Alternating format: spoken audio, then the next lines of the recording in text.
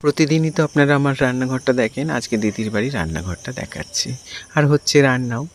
আর এখানে আছে অনেক মেনু, অনেক মানে নতুন, নতুন মেনু। সেগুলো আপনাদের বলি।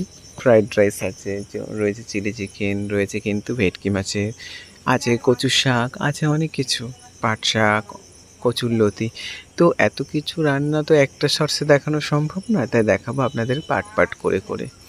আর বলি প্রতিদিন একঘেয়েমি জীবনযাত্রা থেকে বেরোনোর জন্য তো আমি বলেইছি যে আমাদের মানে একটু বাইরে মাঝে মাঝে বেরোতে হবে, করতে হবে ফুরফুরে মেজাজ। তাই আমিও চলে এসেছি আজকে। আর সেই রান্নাঘরটা, একঘেয়েমি রান্নাঘরটা থেকে কিছুটা বেরিয়ে একটা অন্যরকম মানে পরিবেশে এটা ভালোও লাগছে, নতুনভাবে নিজেকে একটু দেখা আর কি। তো আপনারা কে কে এই ধরনের অভিজ্ঞতা অর্জন করেছেন, মানে নিজের বাড়ি গণ্ডি ছাড়িয়ে অন্যের বাড়ি রান্নাঘরে প্রবেশ করেছেন, আমাকে একটু জানাবেন। যাই হোক, ভালো থাকার সহজ উপায় আপনাদের স্বাগত জানাই। আর আজকে এই শর্টসটার মধ্যে দিয়ে আপনাদেরকে এটুকু বলি যে প্রতি মুহূর্তে আমাদের ভালো থাকতে গেলে, আমি তো আগেই বলেছি যে আমাদের কিন্তু ফুরফুরে মেজাজে থাকতে